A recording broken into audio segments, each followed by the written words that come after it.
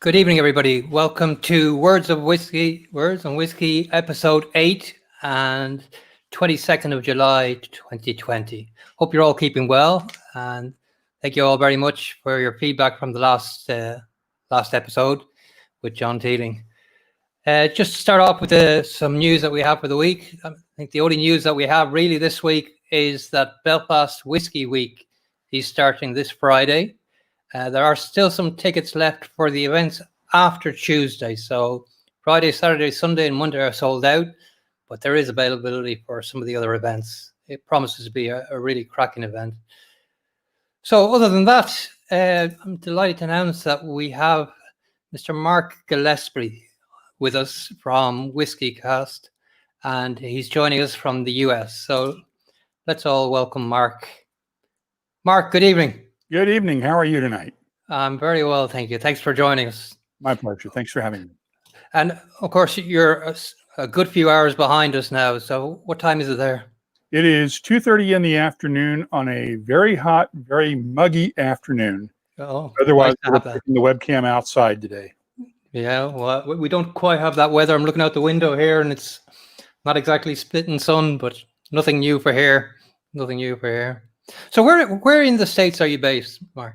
About 10 miles or so outside of Philadelphia in the southern New Jersey town of Haddonfield, New Jersey, or as we like to refer to it on the show, the charming yet regrettably dry town of Haddonfield.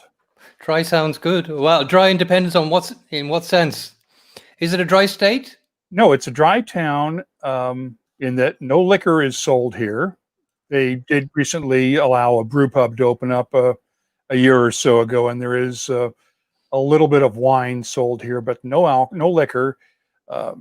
Essentially, New Jersey, after Prohibition ended, allowed every local government to decide for itself whether it would allow liquor sales or not. And Haddonfield had not sold liquor in the 50 years or so before Prohibition and kept that up until the state basically forced wine sales on them several years ago.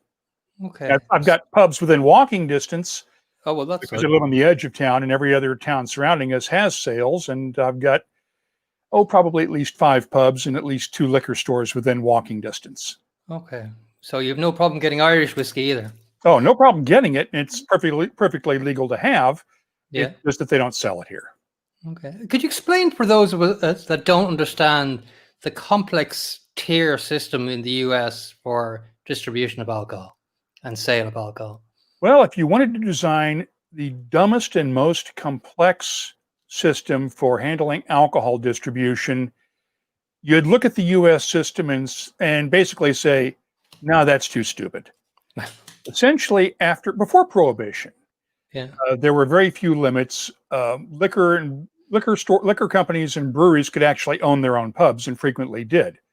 Right. Just like they do in Europe today, to this day, still leasing pubs out. That's common here, yes. They were commonly known as tied houses. Essentially, you'd have a bar that sold only one brewer's beers, for instance. Okay. For instance, Guinness might own pubs in the U.S. that only sold Guinness products and things like that. Well, after Prohibition ended, it was determined that that was really probably a way to abuse the system. So they created a 3-tier system. Tier 1 is the makers or the importers of imported liquors and spirits and wines, or those who make them domestically. They don't get to have a say, generally, under most rules, in Tier 2, the wholesalers in each region. Right. For instance, let's take Jameson. Jameson is owned by Irish distillers Pernod Ricard. Well, their U.S. importer is Pernod Ricard USA, their wholly owned subsidiary in the U.S. Okay. But Pernod Ricard USA then has to contract with regional distributors that are separately owned that have exclusive rights to distribute that product, that Jameson whiskey, in a state or in a part of a state. For instance, New York, there might be one distributor that handles, and I'm using this as hypothetical, there might be one distributor that handles just New York City, and then one that handles upstate and the rest of the state of New York. And is it always one? Yeah, generally it's exclusive to one region. Okay. And then that distributor then deals with the retailers and both the stores and the bar and restaurant accounts. Okay. That way there's a separation. In most states, the manufacturers or the importers can set a recommended price, but they can't enforce it. Okay. So is there multi-levels? Increase accountability. That way you have the local retailers and bars and restaurants are more accountable to local politicians and local governments if they screw up. All right. So I know it's one of the big challenges that the Irish distributors or Irish manufacturers have here is actually getting into the markets in the US through that 3-tier system. It proves expensive, and I think it proves complicated legally as well for them. Yeah, because you can decide, you get to, if I'm say importing Mark's Irish Whiskey, or if I create Mark's Irish Whiskey brand, I can hire an importer to be my US importer. Then it's on them to go out and find the regional distributors. And then those folks have to have the incentive to actually go out and put your stuff out into the market. Okay. And get it on store shelves. And everybody wants the maker to help fund that with, so in essence, I'd have to pay my importer, give them a certain allowance for marketing expenses. They pass that on to the distributors so that I'm absorbing some of those costs. Okay. Yeah. It's a nightmare. A nightmare. I don't think it's anywhere that complicated. As a matter of fact, it makes me want to have a drink right now. Well, what are you drinking actually? Actually, I was drinking water just because it's about 90 degrees Fahrenheit here. Oh, but that's good. I have my handy dandy Tua glass, and since we were talking about Jameson, I have some of the triple duty free that was done in the Malaga wine casks. And my little sticking point, I picked this up when I was in New Zealand, and the cap is not exactly well sealed. So I've been trying to finish this thing off before it oxidizes. Is it an odd bottle, or is that a general? It's the screw cap. This is the 1 liter travel retail bottle. Okay, yeah. And I didn't have a cork that fits, so. Sláinte, Sergio. It's good to talk to you. I'm going to have a sample here. I got the sample of this Liberator with the port finish. So I've not tried that one. Yeah, it's a good one. It's a good one. Certainly, I've taken a strong liking to the port recently. So anyway, Sláinte, thank you for coming. And actually, you have a celebration this year, of course, as well. 10 years of WhiskyCast. Actually, 15. 10 years. 15 from the Rest. Okay. Redbreast, we announced this the other day, and that may be where you got the confusion. Yes. Redbreast came on board in 2011. They're starting their 10th year with us. Right. So 15 years, even more so of an achievement. 15 years, November 12th will be our 15th anniversary. Fantastic. That's quite a phenomenal for any business for a start to be going 15 years, never mind in this space as well. How did you get interested in whiskey first? Presumably you had a strong interest before you started podcasting and the show. Well, basically it started in 1997. I was living in Anchorage, Alaska, and working as a reporter at the time, and I had to go down to Sarasota, Florida. My grandmother had passed away. She lived down there, and I was her oldest living relative, so I wound up having to go down and take care of the estate. Okay. There is a pub down there, or a restaurant and bar, known as Michael's on East. It was the home of the Whiskey Obsession Festival for several years until this year. And they had a satellite location that was right across the street from the hospital. It was called the Tasting Room. And it was a nice little wine bar, dessert bar, high-end spirits, and in one half. And then the other half, you could go through the doorway and walk into the retail shop. So if you found, say, a wine or a spirit that you liked in the bar section, you could go across into the retail section and buy it. Okay. And I was hanging out there because they had good cold beer, the air conditioning was good, and the crowd was nice. I walked in one night and they had a sign up that they were doing a flight of single malt scotches for, I think, $15. And up to that point, my only experience with whiskey had been, like most of us, doing shots in college, getting sick and saying, we're never touching that stuff again. Yep. But by this time I was older, more responsible, theoretically, and said, okay, let me see if I can learn to like this. So I sit down at the bar, put my debit card on the counter, and tell the bartender, okay, let's try that flight and teach me what you know. He pours 4 single malts. I don't even remember what they were. Yeah. But they were from 4 different regions of Scotland. And I started nosing them and sipping them and going, wow, I can like this. And I could pick up the differences immediately.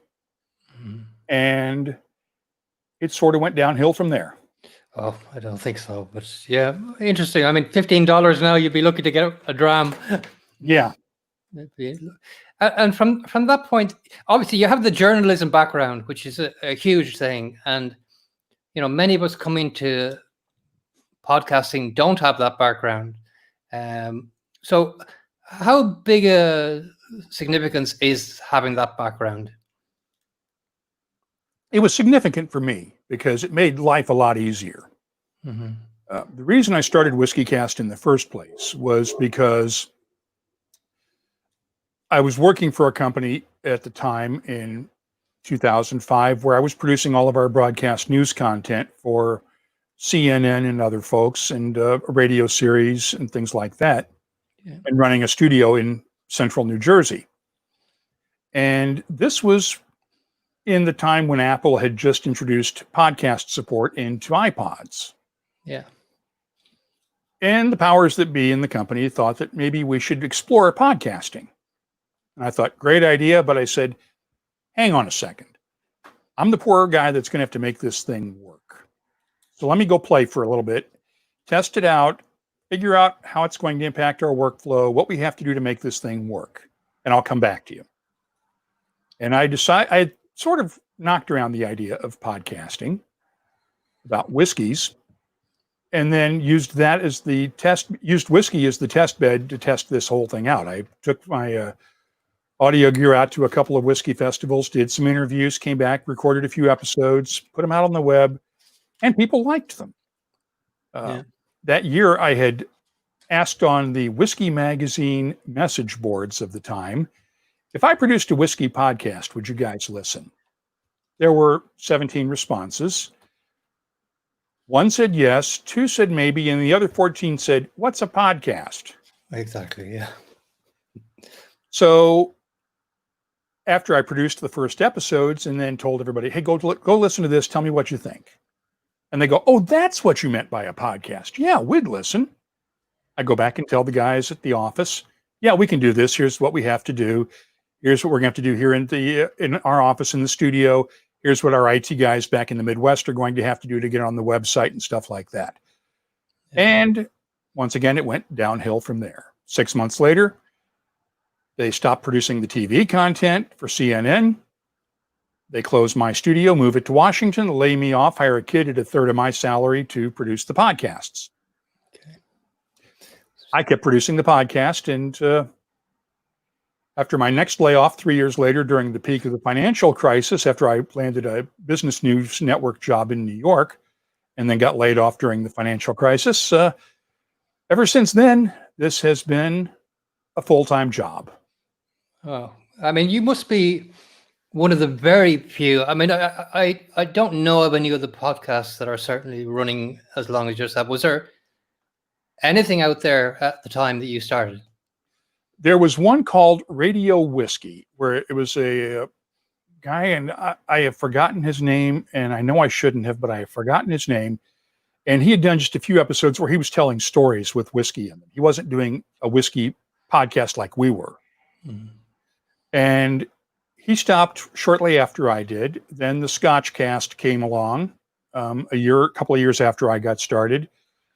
They wound up folding after several years.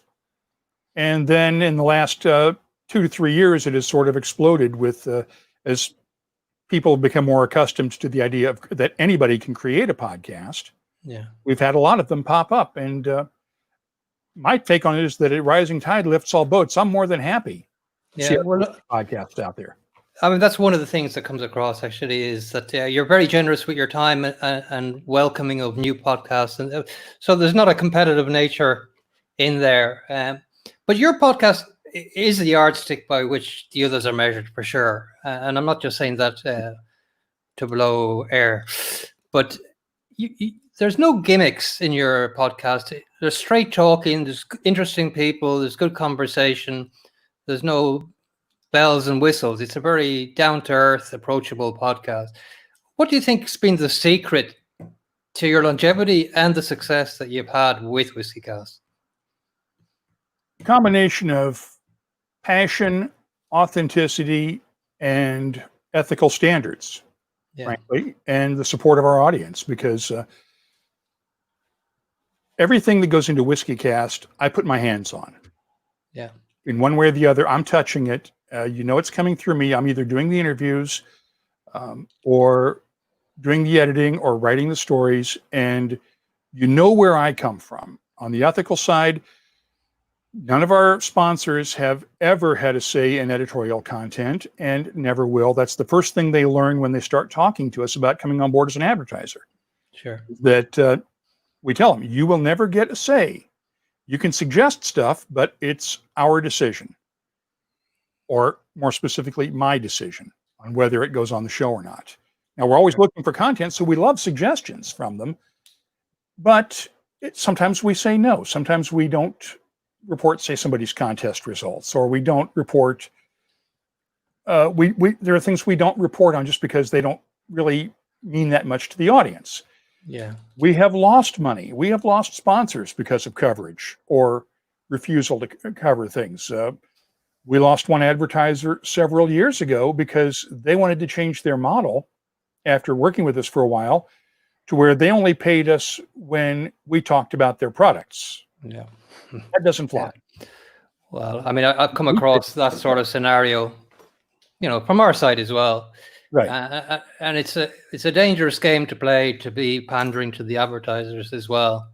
But I think that's where your integrity. And one thing I know, I was on your website earlier, just doing some background research. I really like the fact that you do have your ethical guidelines made available. So it's very transparent to everybody where everything lies and where you lie.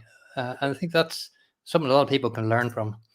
Well, because it comes out of being a journalist for a really long time now. It would have been easy if it would be easy just to sell out. Mm-hmm. But that's not what I've ever done in 4 decades of working as a journalist. Yeah. And we're not going to do that now because the audience knows that. If we get sponsorship from a brand, it. It's transparent. We acknowledge it. We embrace it and we tell them, hey, yeah, they're a sponsor and we're proud they're a sponsor. But we're not going to do anything. We're not going to do any favors for them. You're not going to see me score somebody's whiskey higher. Yeah. For instance, if I'm drinking Jameson right now, and yes, it's part of the IDL family, but my friends on the Redbreast team are not going to complain because I was drinking a Jameson during this podcast instead of a Redbreast. Yeah. Well, that's where your reputation is or something else. They'd be fine with that. Yeah. I mean, it is one of the obstacles that I think people have to make a decision on from the very beginning, where they lie with all this sort of thing.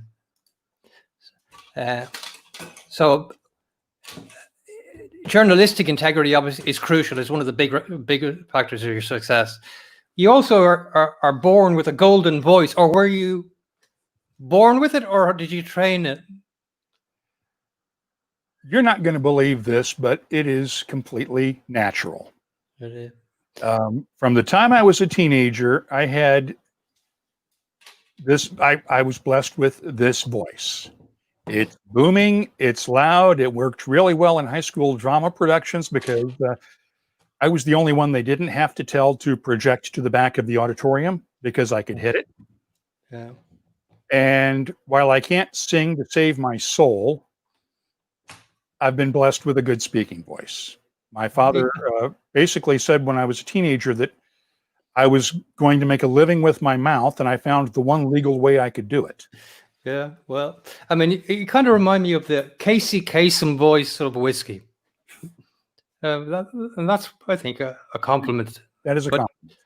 But how do you feel about the emergence of all these podcasts? Obviously, some of them are better than others. But is it more competitive? Is it, like you say, a rising tide lifts all boats. How do you feel about them? I think a rising tide does lift all boats, because if you want to listen to a podcast with a couple of guys in the basement shooting the breeze as they're sipping whiskeys, that's not what WhiskyCast is. But if that podcast gets you to listen to a whiskey podcast and you want to learn more, and then you decide, well, let's see what else is out there, and you come and discover WhiskyCast as a result, I'm fine with that. Yeah. Just as if you listen to us and you want to find out what else is out there, and you decide you like also hearing from guys who sit in their basement talking about whiskey.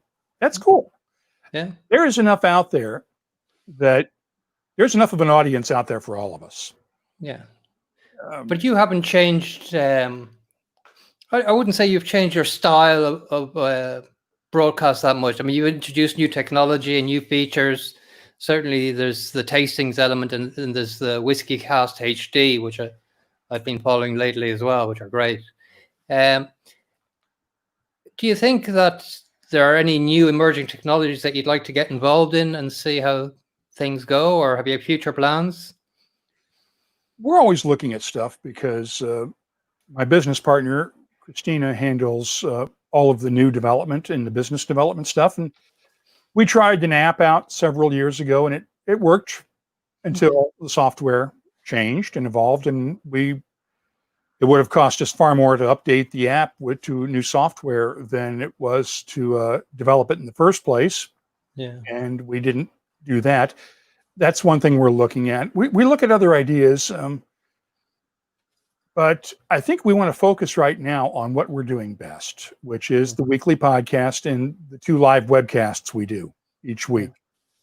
That's where I want to focus my attention on, because I have enough trouble just getting guests and keeping all those produced during the I think you get lots of guests, no problem. But the one challenge that I see in terms of the podcast is, how do you reinvent stories? I mean, what makes a podcast interesting? What is the if there were 3 elements that make a podcast interesting or enjoyable, what would you say they are? Great storytelling is the key. Yeah. Good interviews. I mean, I try to mix it up so that we're not doing the same thing every week. Mm-hmm. I want you to hear from somebody who's doing bourbons one week. I want to talk to somebody who's doing Irish whiskey, or somebody who's writing a book, or somebody who's building a distillery or a bar owner. I want to keep it fresh and keep it interesting.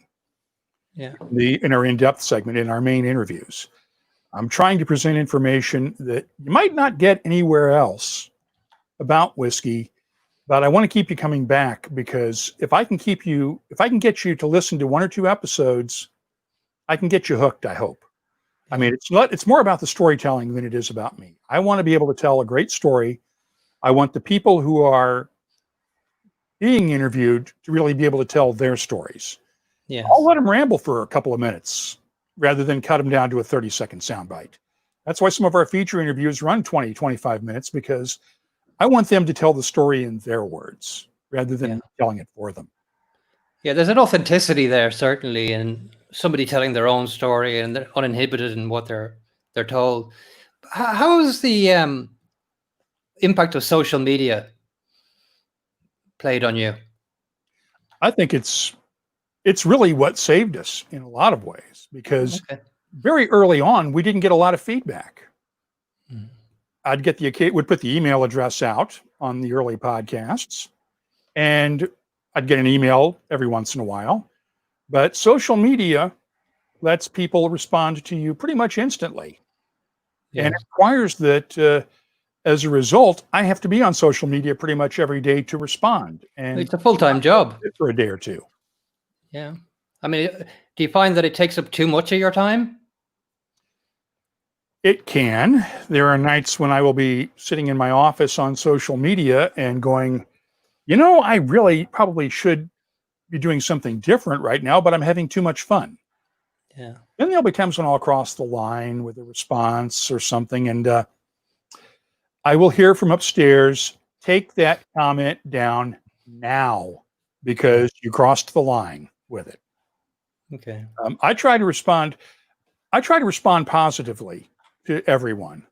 Yeah. And try, at least in my whiskey commentary, and try not to be too snarky. Yeah. And because there are no dumb questions out there, and everyone has a valid opinion. And who am I to tell somebody that they're dead wrong about something unless they've got a fact wrong? Yeah. I mean, I don't know everything there is to know about whiskey, and I've been covering it for 15 years. So Yeah. I'm learning something too. And I try to be good and polite and generous with my time, but every once in a while you get the urge to just let somebody have it. Yeah. No, I can understand that. How did you realize, or when did you realize that you were onto something that potentially had a full-time career? I mean, did you start full-time career in the WhiskyCast immediately, or? Oh, no. As I said, I got laid off about 6 months after starting the show. Yeah. I was producing the podcast while looking for a full-time job. Took a couple of months, but I got the full-time job in New York.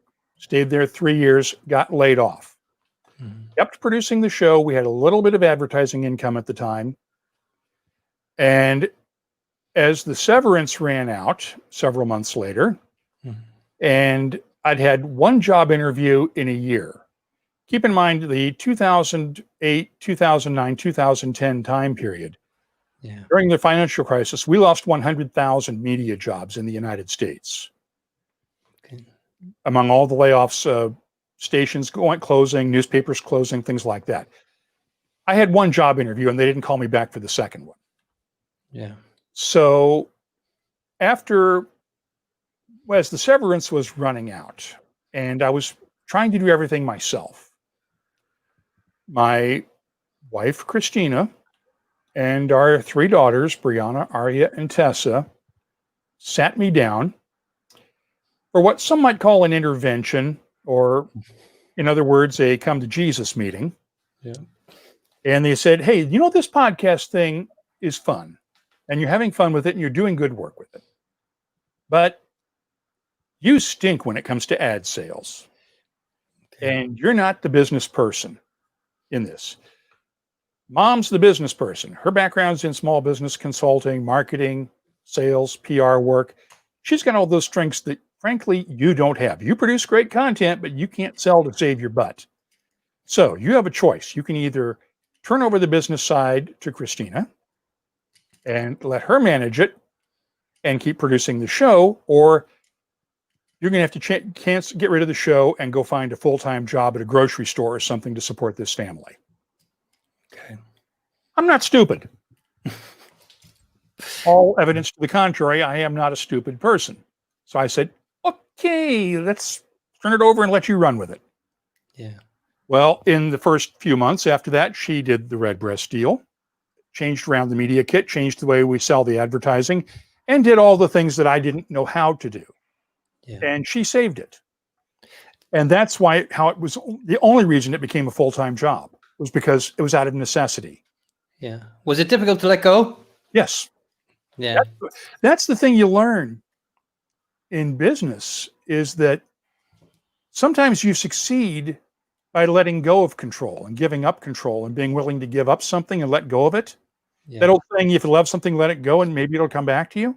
Yeah. Or in this case, I was strangling the bird with both hands, but by letting it go and letting her deal with that, not only did the show stay with me, but we were able to make it work. And to this point, 10 years later, still in the same house, still with the same family, and it's all worked. Yeah. Pays most of the bills most of the time. And you do what you love doing. And I'm having fun. Yeah, that's the thing. I mean, once it stops becoming fun, presumably you'll move and look elsewhere. Well, I don't anticipate it stopping being fun. I mean, we managed to get through this pandemic so far, and this is certainly not fun. Yeah. What's been the impact actually on you personally and on the business, on whiskey in general, the bars and all the rest? We had worked from home for many years. Yeah. Going into the pandemic. In fact, it was only last fall that we took an office just up the street in one of these co-working spaces. Mm-hmm. Just took a small 10-foot by 12-foot office just to move some of the gear out of my basement studio where I'm at right now and have a place to go do interviews, have a place to go to that didn't have all the distractions of working from home. Sure. Because I was working a few hours at a time each day, but working from 9 or 10 in the morning until late at night because I'd get interrupted to feed the dogs, take the dogs out, do stuff like that, do laundry, things like that. Yep. And not be able to put in a full 8-hour day. Well, the pandemic changed that because our office space had to close down. We're just now starting to move back there. Yeah. But brought everything back home. And fortunately, because we were used to working from home and I had equipment already in place, it didn't really have much of an effect. On whiskey, it's had an effect. Sure. We did lose a couple of sponsors because of budget cuts. Mm-hmm. We have others coming on board to replace them that we'll be announcing in the next week or two here. But we went through a period where it was a bit uncertain. We were a bit nervous about it, but I think we've gotten past that, and I think we'll be fine. So things are improving. In terms of the pandemic itself, are things starting to improve, or is it still on the increase? Well, I think you're doing a lot better in Ireland than we are in the U.S. Yeah. Fortunately, New Jersey is one of the states where we locked things down quickly and severely. And while cases have been rising here recently, slowly, we have not had the spiking cases that other states have had. Yeah. That said, I don't see myself traveling very much at all. Yeah, I would have expected you to be in Ireland a couple of times already this year. I would have certainly been in Ireland by now this year. Yeah. And was supposed to be going over for the whiskey show in London at the start of October and had hoped to maybe get over for Whiskey Live in Dublin in November, but that's not going to happen, more than likely.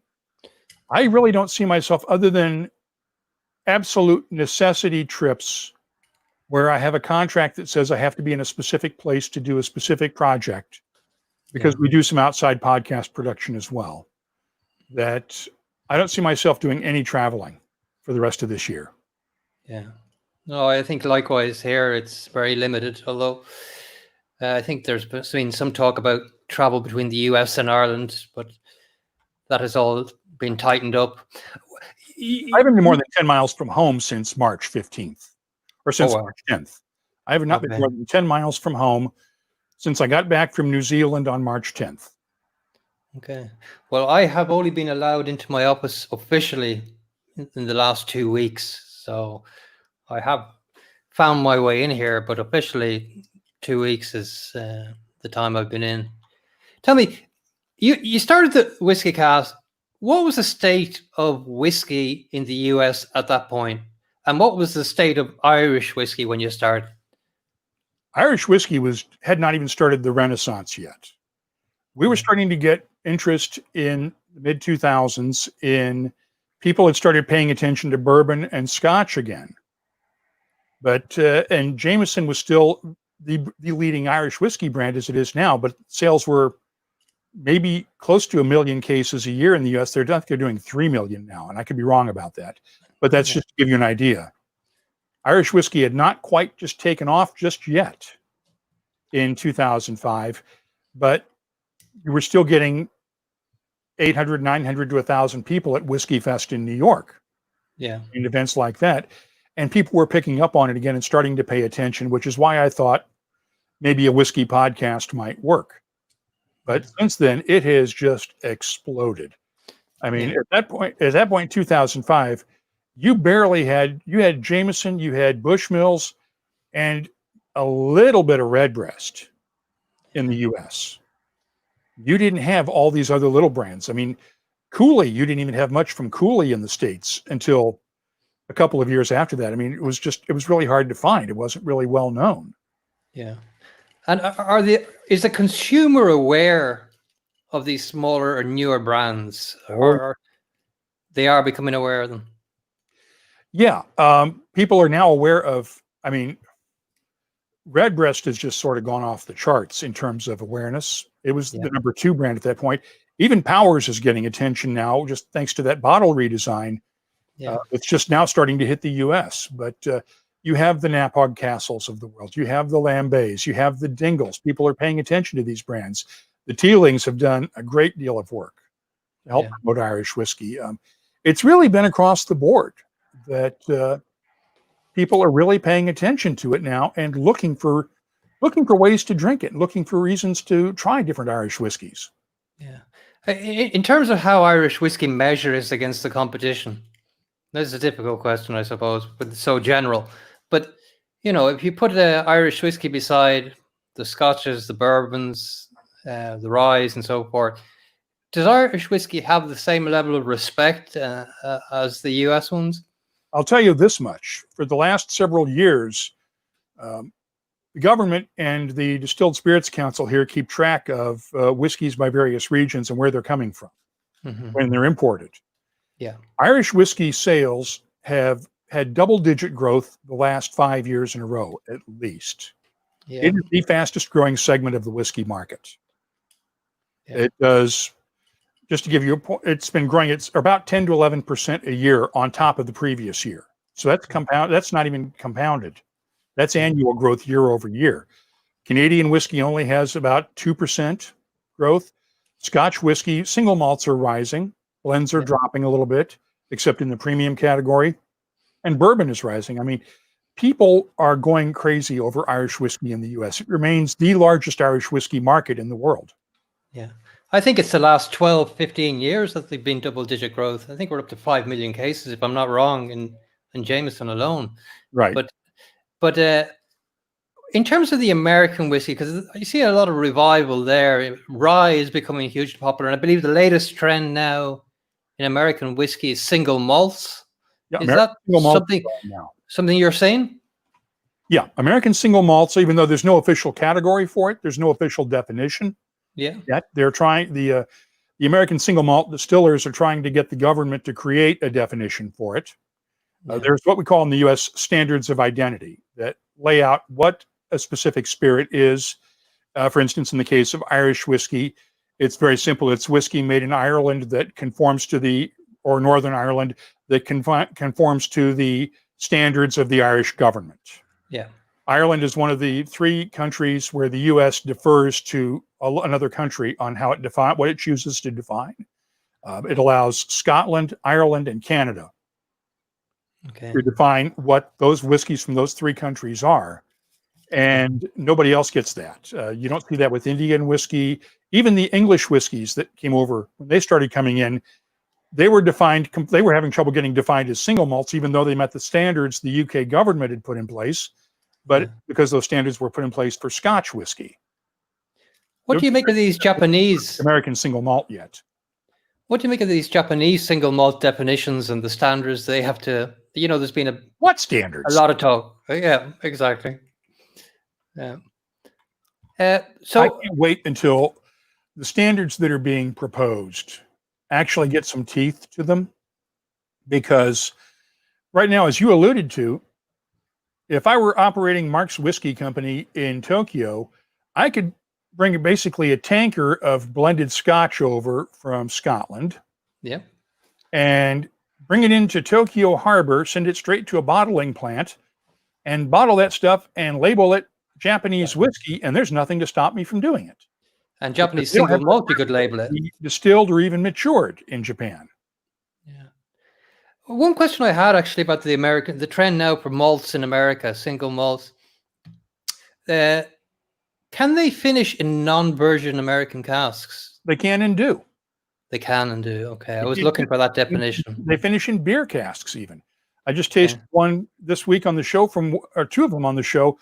One from Westland that was done in an Imperial Stout cask from Lucky Envelope Brewing in Seattle. And I also tasted a Clonakilty that's coming out in September, where they finished it in beer casks from 26 Degrees Brewing down in Florida. An IPA cask. Yeah, we tried this, the Star Trooper or the Storm Trooper. they have a series of 7. So they've worked with 6 different breweries, I think, Clonakilty, and released 7 different whiskeys. Mm-hmm. That should be. I think they're primarily for the U.S. market. So, what do you make of the brands that are existing only for U.S. marketing and consumption? So the Irish whiskies that we find very hard to find here, but there seems to be a whole plethora of them over there, and some of them obviously with, Dubious I would say, backgrounds. yes. Well, there is that thing that a rising tide lifts all boats. So if somebody tries one of those and likes it, then hopefully they'll try another Irish whiskey that maybe has some more provenance and heritage, and like a Writer's Tears or the Irishman, and fall in love with that. Yeah. But it's the other flip side of it as well, isn't there? I'm sorry? So there's the flip side of that argument as well. So that introducing a couple of bad ones. Yeah, you let a stinker out there. Yeah. Yeah. I wouldn't want to cast aspersions, but there's a certain whiskey that's named after a postal district in Dublin that I thought could have been one hell of a lot better than it is. Yeah. And I'm just hoping it doesn't turn people off to what Irish whiskey can be. Yeah. Yeah. I think we know which one that one is referring to. I don't want to get punched. No. Well, look, the other thing I wanted to talk about was the impact of bloggers and all this huge amount of information that is available and available immediately. It's available immediately on social media. It's available immediately on blog posts and, of course, on podcasts and YouTube. And I think I mentioned it in your previous HD WhiskyCast, the speed and the availability and the emergence of content appearing almost instantaneously, has that caused standards to drop? Yeah. Everybody wants to be first. Yeah. And unfortunately, not everybody wants to be right first. Yeah. I would rather wait until I have my facts in a row before I publish a story or report it than just get it out there. Yeah. Because all too often we've learned that people don't always get things right. And even the press releases that go out often they'll be followed an hour or two later by a revised press release saying, please use this one instead of the one we sent you an hour ago that you may have already reported on. We kind of made a mistake. Yeah. It is important to be first. It is important to break news, but it is more important to be right than to be first. And that's one of the things they drilled into me early in my career is, you can have something first, but if it's not right, you were wrong first. That's true. It also gives you, being first doesn't give you a chance to interpret necessarily what is being sent out. And to stand out, I think you need to put your own spin on it or your own interpretation on it. Hopefully a valid interpretation. You have to put it into context. For instance, let's take this Johnny Walker paper bottles thing that came out last week. Yeah. What a lot of folks didn't read because they didn't read between the lines is that everybody went nuts saying, oh my God, Johnny Walker is going to be in paper bottles next year. Mm-hmm. They're testing it, gang. You didn't read that real well. It's a test. And basically it's more of the story of Diageo doing a joint venture for this bottle production company, backing it. And they're going to use Johnny Walker to prove that it works. But the real money is going to be getting folks like Unilever and PepsiCo, the other two consumer product giants in that news release, getting companies like those on board, because that's where the money is. Yeah. For me, that story was more a story of the fact that companies are looking at sustainability a bit more seriously, more than what it was. And they have to, but what people just forgot to mention was it's an experiment. They're testing this technology, one, to see if it works, because we don't really know until you see it in volume and you do a high volume test, whether the stuff they're using to line those things with will actually degrade alcohol or affect the taste, or the long-term shelf life of this product. I mean, I think it would be great for the on-premise trade. If you've got a bar that's going through 3 or 4 bottles of Johnny Walker a week, package it in these things where they're going to go through it in a day or two, and it's not going to sit on a shelf for 6 months. Yeah. Because then you're going to go through it, you can recycle it. You're not recycling a heavy glass bottle. You're not going to have the carbon impact of shipping said heavy glass bottle from the glass plant to the bottling plant, then on throughout the supply chain, and then trying to recycle that glass plant or that glass bottle. If you have a paper-based or pulp-based product that's more easily recycled and weighs a lot less, let's use that for the on-trade stuff and save the glass bottles for the off-premise retail market, where a bottle might sit for 6 months or a year before you finish it. Sure, yeah. Well, going back to the growth of whiskey in the States, I mean, there's over 2,000 distilleries. I could be even far short of that. Well, let's clarify that. That was the last count pre-pandemic. We don't know who's coming back after the pandemic, because that's the other thing. Yeah, a lot of those distillers, there are a bunch of those guys that may not come back because a lot of them couldn't get PPP loans from the government to sustain their operations, and were running on a thin edge to begin with, and having to, as 9 out of 10 of the craft distilleries, or most distilleries in the U.S., make most of their money off their tasting rooms. Sure. And those guys were visitor centers. Yeah, I think the same is true here. You know, there are still many businesses here that are very dependent upon the visitor trade, and that's collapsed this year. So we can say a little over 2,000 back in March. We don't know what that number is going to be March of this year or next year. Yeah. How many were there when you started? Maybe a couple of hundred at most. Right, okay. In 2005, you had maybe 100 craft distilleries. Yeah. I mean, you had places like Charbet in California, St. George Spirits in California, Belmont Farm in Virginia, little small places. That was about the time that Titletown may have gotten started, around that time in upstate New York.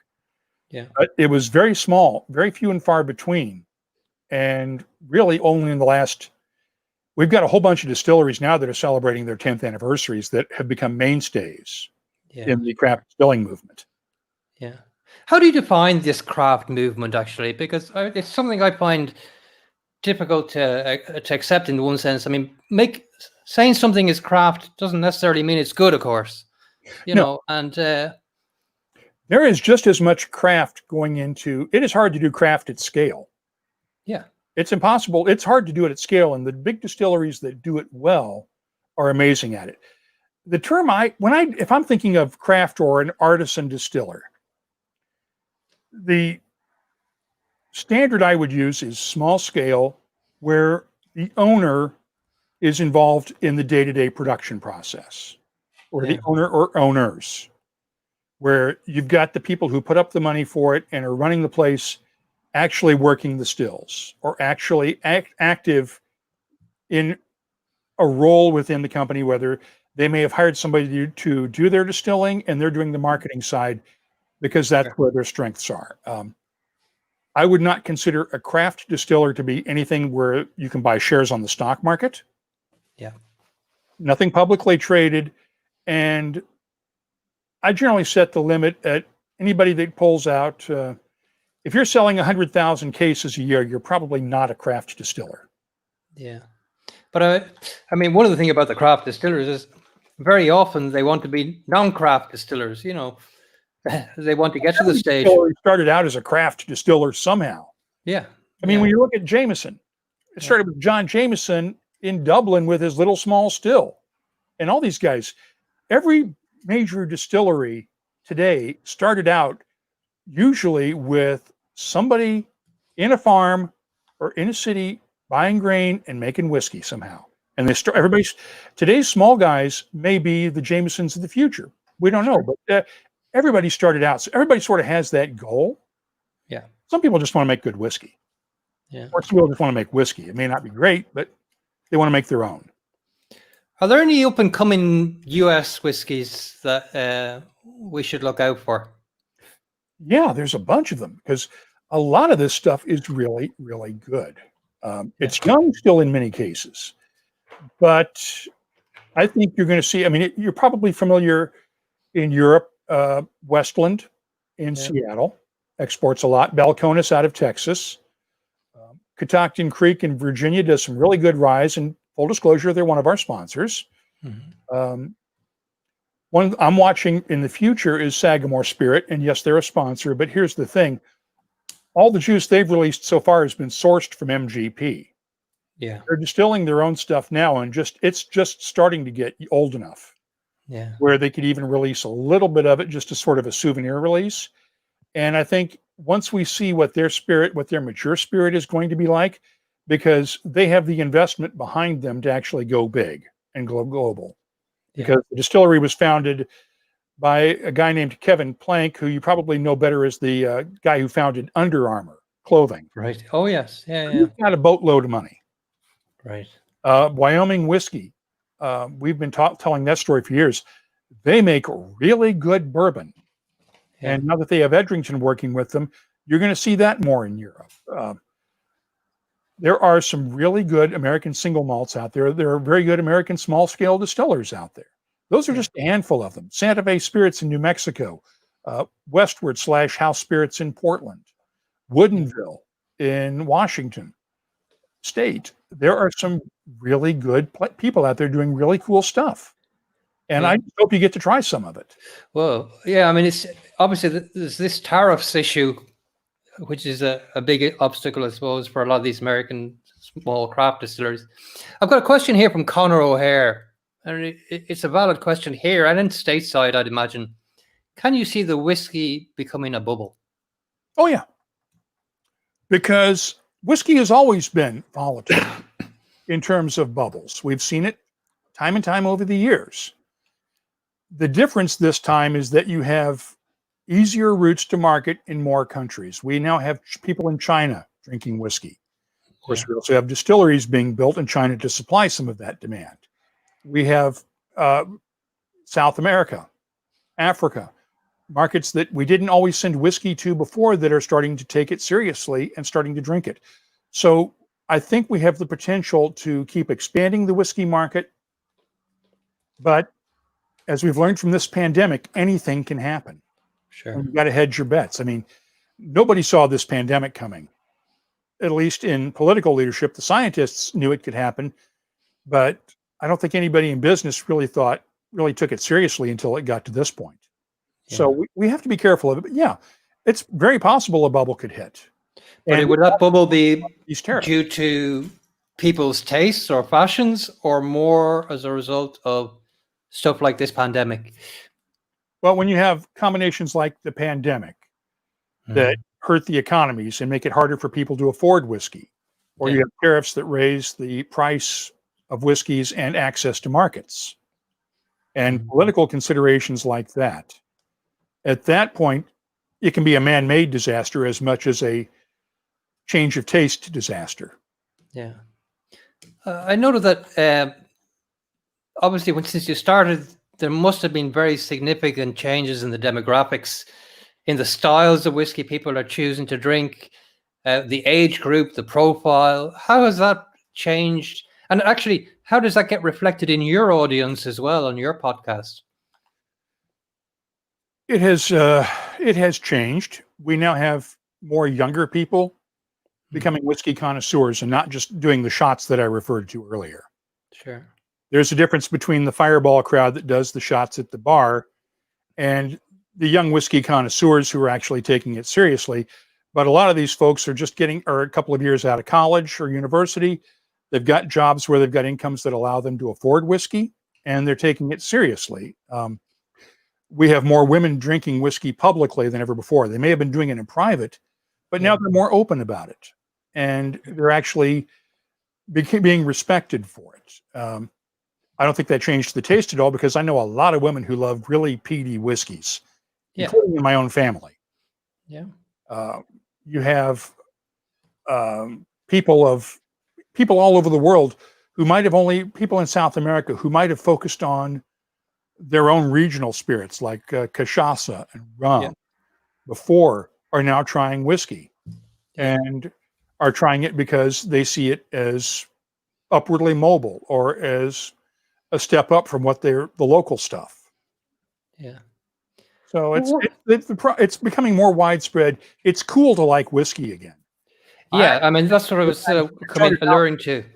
Did you have this? I mean, I know red gin or pink gin is doing well in the States at the moment. Did you have that renaissance of gin in the US as well that we had here?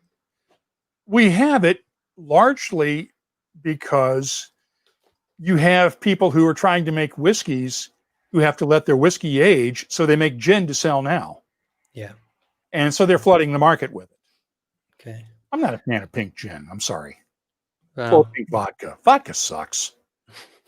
Well, I mean, vodka, went through a huge rise there and very quickly fell off as well.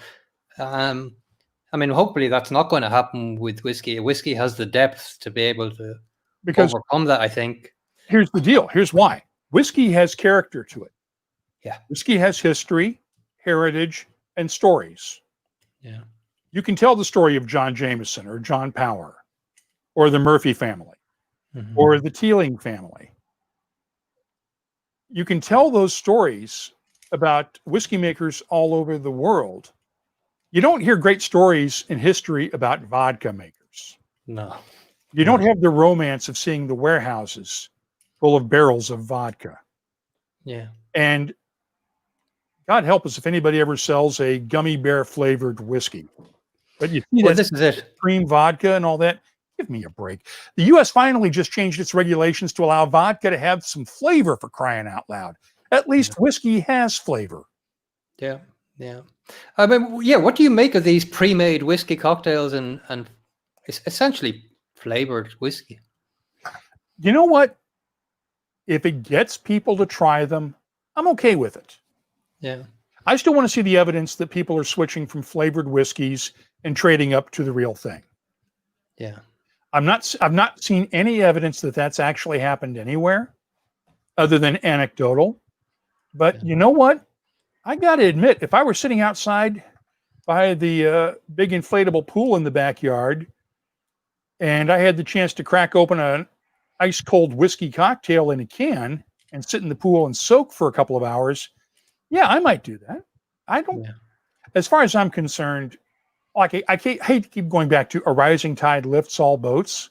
Yeah. But whiskey ready to drink cocktails have been popular in Australia and New Zealand for decades. Sure. And as long as they're consumed responsibly, I'm okay with it. Yeah. It may not be my personal favorite, but I have no problems with it. If you want to drink it, more power to you. Yeah. What's the perception now amongst the Americans of Irish whiskey? And is that audience a particular, it's no longer the Irish diaspora that are drinking Irish whiskey. Obviously there's a huge population there, but what's their perception? Is it seen as a premium whiskey? Yeah. Are you kidding? You walk through the liquor store with me one day and look at the people buying not only Jameson, but buying the premium stuff like the red breasts of the world. Yeah. Or the red spots or the spot whiskeys or the Teeling higher end expressions. Those things don't hit the US market unless there's a market for them and they're going off the shelves. Sure. And people are buying them. People are taking it seriously. People like the taste of Irish whiskey, and some people prefer it to Scotch or bourbon. I personally like them all. Yeah. But yeah, there doesn't need to be any inferiority complex here when it comes to Irish whiskey and its perception in the US. Yeah. I mean, the one thing that you do really nicely is you do cover the whole span of whiskey. So, I mean, you cover your bourbons, you cover your Scotch, you cover everything in terms of the whiskey space. Which podcasts get you the most interest? They all do. All of them. They all do, because people want to learn about I'm finding that people want to learn about whiskeys of all types. Yeah. People who are interested in Irish whiskeys are naturally going to gravitate to those.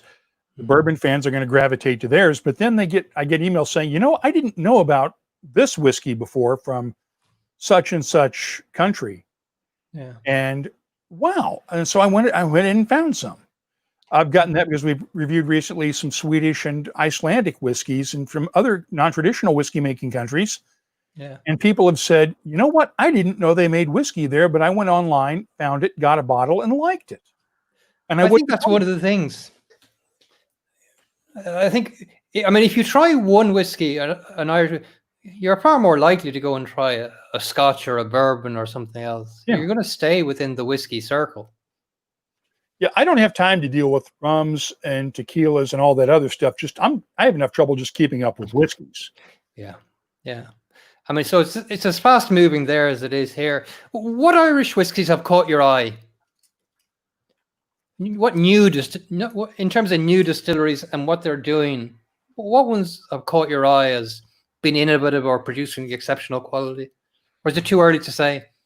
I like what the Blackwater guys have done with the Red Feather, I believe.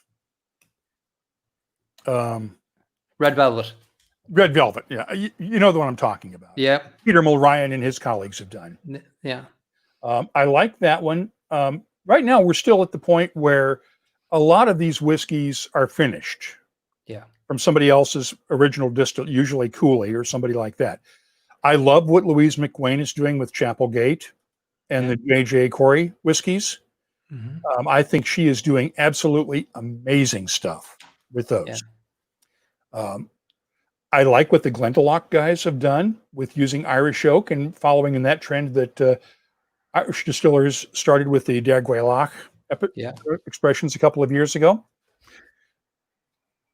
Lambay is doing some interesting stuff. Yeah. And I mentioned Clonakilty earlier. They're doing some really cool things too. I can't wait to see the juice that comes out of Dublin Liberty's distillery.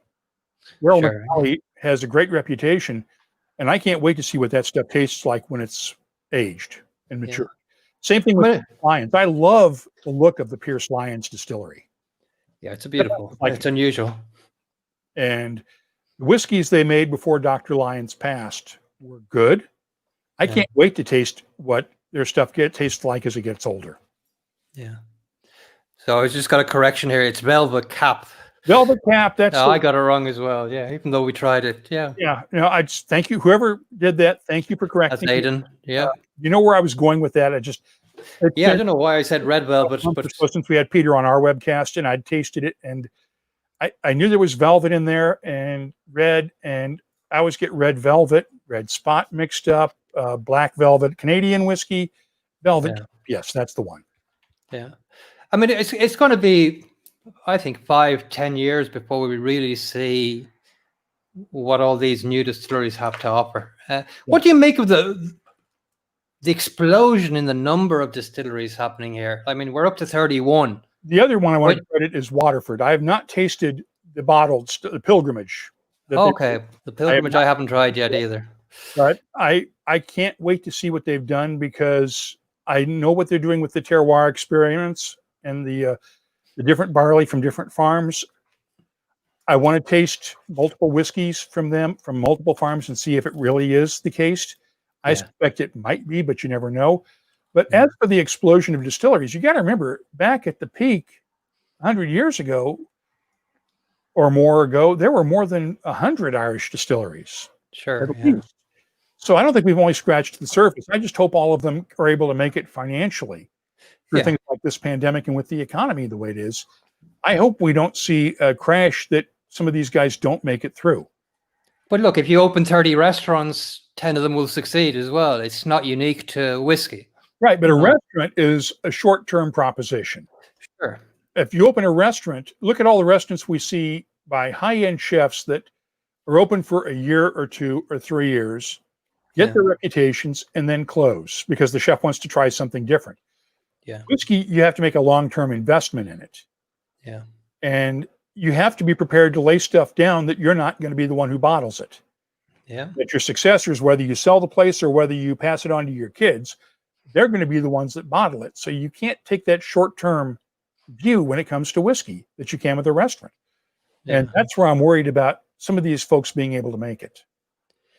Yeah, I mean, I think there are some that are funded well enough to see the long term, and obviously losing the tourism sector and the visitor sector is a huge impact to some of these. And I just hope they can get through it. I'm sure they will. The governments are doing all they can as well to help them and support them. If they'd quit putting all the restrictions on these little small visitor centers, that public health folks did in the public health law last year. Yeah. Yeah. Well, it's for me to tell your government what to do, but that was a dumb thing. Yeah. It's not the only one, but yeah. I understand you need to protect public health more than anything, but let's be realistic about it. And let's acknowledge. No, I mean, you can't take with the one hand and give with the other, or vice versa. Yeah. You know, so you've tried, I'm sure, thousands of whiskey, and I see you do a lot of reviews. Give me your top 3 whiskeys of all time. Can't do it. Haven't tasted Impossible. I will tell you this much, Sergio.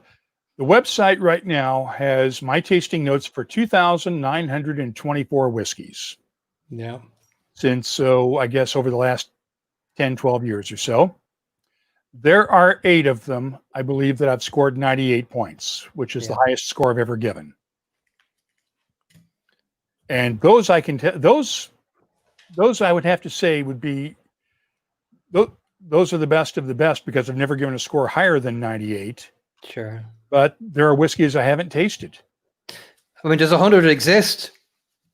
I'm sorry? Does 100 exist? I hope so. Otherwise, I'm wasting my time. Yeah. I mean, for me, I mean, I love to try whiskeys, but sometimes I enjoy an awful whiskey. Let me clarify this. For me to give a whiskey 100, yeah, I would have to be willing to drink nothing but that whiskey for the rest of my life. Okay. I mean, it would have to be that good that I would say, you know what? Rest of this, pour it down the drain. I have found my whiskey. I will drink this exclusively for the rest of my life. I'm not there yet. Yeah. Well, it'll be a lost cause. I think if we ever found the one, it'll be mission accomplished, and that's it. In terms of well, actually, one question I did want to ask, I actually wanted to ask it earlier on. The tables are turned here, but I mean, if you were sitting here in my seat now, interviewing yourself, what would be your first question? You already asked it. What the hell were you thinking? Yeah, but no, I mean, I'm kidding. Yeah, that's pretty much it. Was what prompted you to do this in the first place? Yeah, I mean, I didn't do it to get a wall full of whiskey behind me. I mean, yeah, I did it because I wanted to learn about whiskey. The other reason I started the podcast was because I didn't know a lot. I knew a little bit from having followed it for a few years, but I knew there was a lot to learn. And as a journalist, I learned by talking to people and asking them questions. Yeah. And I figured if I have a podcast, I can ask everybody in whiskey these questions and maybe bring some other people along who are like me. And that's why I did it. I mean, I think John Teeling was mentioned last week. One of the great ways for him to learn was to actually teach. Yeah. You know, and what's the community like there? Are they tightly bounded? Are they friendly? Do they share information? Do they socialize? Are you here in the States or? Yeah, in the States. Pacific. Well, yeah. I mean, we have whiskey clubs popping up all over the place. Yeah. And I think that's great. We honor one each month on the show. But I think the whiskey community is out there. I mean, I'm fortunate in that if I put out word that I'm going to be in such and such a city, pretty much anywhere in the world, if I've got to travel somewhere, if I say I'm going to be in San Francisco and I've got a 6-hour airport layover before I fly off to someplace, is there a whiskey bar near the airport? And does anybody want to meet me for a drink? I can probably find somebody who will come join me. Yeah. But sure. I'm not sure that's the case for the average person. And I got to admit, I'm really fortunate in that regard. But I think we are seeing whiskey communities pop up. We are seeing local whiskey events popping up. And I think that's happening all over the place. And I just hope we're able to continue to do that once we get through this pandemic. Yeah. Yeah. I mean, what do you make of all these virtual tastings and these online festivals and these kind of events? It beats not having them. I'll tell you that much. Yeah. I mean, it's not the same as being able to get together with our friends in person. Yeah. But to be able to connect safely, healthy, and in a way that still allows us to taste, enjoy, and share information and friendship and fellowship while not sharing the virus is a good thing. Yeah. It's not perfect, but it's the next best thing. Yeah. I mean, somebody doesn't become successful at what they're doing unless they have a real passion for it. And I think that shows very clearly with you. But I'm just too stubborn to give up. Well, there's that as well. I mean, you have to be stubborn, I guess, to have 15 years. But it's the longest I've ever had. I've never worked. This is twice as long as I've ever held any other radio or TV job in my entire career. Yeah. Believe it or not. What does whiskey mean to you?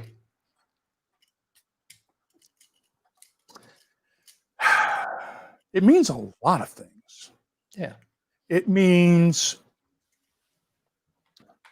the ability, it's the drink itself.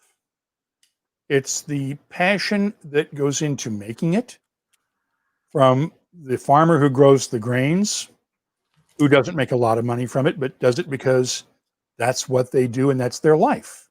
Yeah. To the folks that work at the distilleries, who may not make a lot of money from it, but that's their life. They put their essence into it. They put their personalities into that whiskey. Yeah. All the way down to the retailer or the bartender. It's the stories. Yeah. Where else are you going to get a chance to, how many businesses do you know where you've got people like, for instance, Fred No and Freddie No at Jim Beam now, who are the 7th and 8th generations of their families involved with Beam and now Beam Suntory.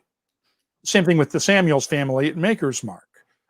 Same thing with the descendants of the Jamesons and the Murphys, who are still around and still have a little bit of a peripheral involvement with IDL.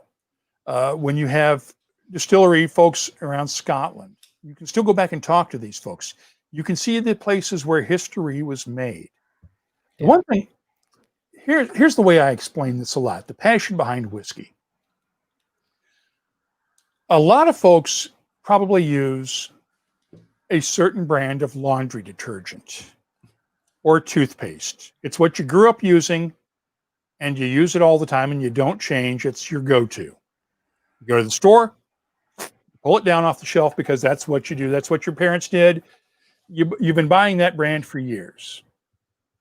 But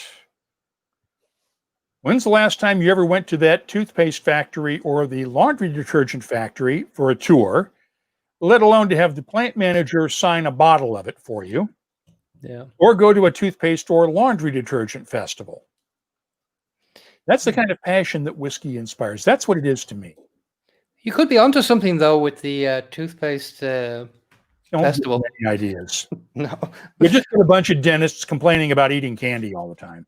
Yeah. Hey, but who's been your... We've obviously had hundreds of people on the show over the years. Who has been... Well, firstly, what makes a fantastic guest, and who has been the person that you have enjoyed interviewing most? And they're horrible questions, I know, but... The first question, then the second. Yeah. Because the first question, what makes a great guest, is a person who has opinions and isn't afraid to share them. Yeah.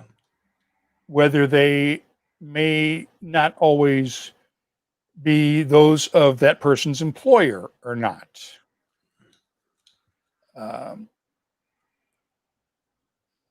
That said, favorite guests, I would hesitate to name a favorite guest because we've had so many that I'd love to talk to. Yeah. The folks that I would love to, the interviews that stand out to me are with people who are no longer here. Folks like Anthony Bourdain, the chef, Right. the late great Elmer T. Lee of Buffalo Trace, and before that, the George T. Stagg Distillery, the guy who created Blanton's bourbon. Folks like Parker Bean, who was on the very first episode of WhiskyCast, along with the great Jim Swan. Wow. And I committed a rookie mistake in my first interview with Parker for that very first episode, because they had just released at Heaven Hill the Bernheim wheat whiskey, and I asked him about the mash bill for it. Okay. And he just looked at me and raised an eyebrow, because it wasn't all wheat. It was a straight wheat whiskey, 51%. Yeah. But you don't ask distillers in Kentucky about the specifics behind their mash bills. I learned that lesson real quick. Yeah, I've picked that one as Folks well. like that who are no longer with us that really sort of stand out. Dave Pickerel. The late, great Dave Pickerel, because I could ask Dave about anything when it came to distilling, and he knew the answer. Yeah. He was my go-to. If I had a question saying, how does this work? And okay, why does this do this when you distill? I could go to Dave and he'd have the answer. Yeah. Folks like that, those are the ones that stand out, because I know I'll never get a chance to do those interviews again. And that's what makes me sad. Yeah. Yeah. Tell me, on that note, like, if there were somebody from the past no longer with us, maybe 1800s or whatever, who would you have loved to interview? Oh, without a doubt. Booker, no. Really? Booker passed about a year before I started doing the show. And from everybody I've talked to that knew him, Booker was one of these larger than life personalities. And I would have loved to have sat down over bourbons with Booker just to shoot the breeze. Yeah. That would have been cool. I would have loved to talk with Bessie Williamson from Lafroig about what it was like to be one of the few women running a distillery back then. Sure. During her time on Isla, of all places. And folks like that. Yeah, I mean, everybody says you want to talk to Friar John Core, you want to talk to John Jameson, you want to talk to John Power. Those folks, yeah, I'd love to talk. I would have loved to have talked with them. Yeah. But I don't know if what they could tell me would be as relevant today.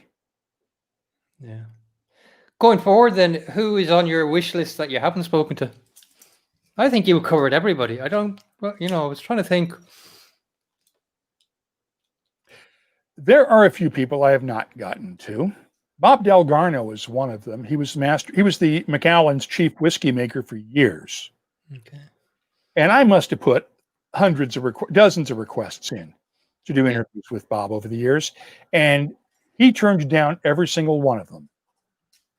Does he not do them? He didn't want to do them. He didn't like doing interviews. Yeah. The one I had, another person I would loved to interview was the late Charlie Grant of William Grant and Sons, who was the guy who really unleashed Glenfiddich on the world back in the 1960s. Yeah. And I put that request in a couple of years before he died, and was told, well, Charlie's going to want the questions ahead of time. Well, I don't do that. As I pointed out, I have interviewed presidents of the United States and heads of state, and they don't get the questions in advance. I'm not giving him those. And they said, well, Charlie thinks he's more important than the president of the United States. He's going to want them. Right. He died before we could do the interview. We never got there. Stuff like that. I had one question in from the Queen of Wine. I think she's in Australia. And she was asking, what's your biggest achievement and what are you most proud of having done? Ooh, that's a good question. And Mike Murray, yes, you would find a good whiskey bar. Well, depending on the traffic, you might find a bar 30 minutes from San Francisco Airport. You'd certainly find at least a good retail shop, but I could take Bart into San Francisco downtown, and I know I could find a good whiskey bar. But that I'm most proud of. Okay. We covered this on the show. Literally, one of our guests said this a couple of weeks ago, or last weekend. Mark Watson, who is the distiller and oversees maturation at the new distillery in Edinburgh for Halewood. And he mentioned during the interview, completely unprompted, that back in 2017, late 2016, he was distilling gin up in northern Scotland, right, and listening to WhiskyCast, and he heard an interview that I did with Nancy Fraley, who is a top-notch blender and consultant. And he said that interview prompted him on the very spot to change his entire focus for his career and decide that he was going to focus on making whiskey. Wow. And he turned around, went back to the distillery, and started trying to blend whiskeys together. I've had at least 3 or 4 different people tell me over the years that they decided to get into the whiskey business and become distillers after listening to WhiskyCast. Wow. And to me, that is a sign that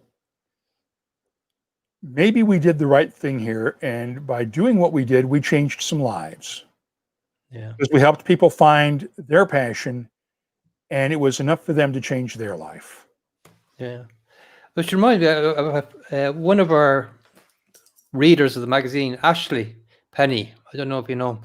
He has gone through and listened to every single one of your podcasts within the space of a year, I think. Oh, jeez. Yeah, so he's certainly a dedicated fan.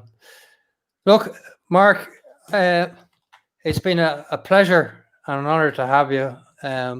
The contribution you've made is immense, across all the whiskies, and I think that's the remarkable thing. So across the wide span of whiskies, and the longevity that you've had, I think, is down to your authenticity and your passion, and generally your kindness as well. So thank you very much for being our guest. We hope to see this side of the Atlantic soon again, and certainly I'd love to hook up again. Actually, the first time we met, it reminds me, being quite envious, and I was only starting my whiskey journey then.